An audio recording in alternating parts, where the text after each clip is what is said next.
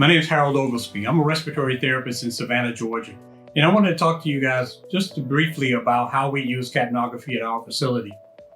We began using capnography several years ago. Matter of fact, we were one of the first facilities to use capnography in the general patient population. And we did this because of patient safety. We wanted to protect our patients who were receiving opioid therapy via PCA pumps. We all know that one of the side effects from opioids is respiratory depression. We wanted to provide our patients with the safety of having a device that could measure their ventilatory status as well as their oxygenation. They also knew that they were in a patient population in an area that was unfamiliar with capnography. We introduced the Integrated Pulmonary Index, which used multiple parameters to give us one number that could be trended to see if a patient was either improving or deteriorating or staying the same.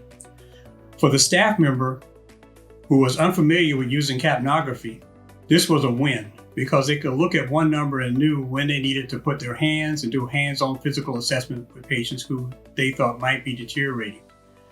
They also could de-escalate therapy if they saw a patient improving. We also wanted to ensure that we weren't creating an environment where we would have white noise and excessive alarms. The Smart Alarm respiratory analysis software aided in decreasing the number of alarms and making sure that we had true alarms. We all know that COVID-19 is prevalent now. Our facility is no different from others. In our facility, we elected to create a COVID area in which we inserted capnography at each bedside. So we put CapnoStream 20s at each bedside with remote monitoring using VitalSync. That allowed us to closely monitor our patients and minimize the amount of time and exposure staff members would spend in rooms assessing patients. That didn't mean that they did not assess patients. That meant that they did it smartly. If they saw a patient either getting much better or getting much worse, they could go in and do a physical assessment and decide whether they really needed to de-escalate or escalate the therapy for that particular patient.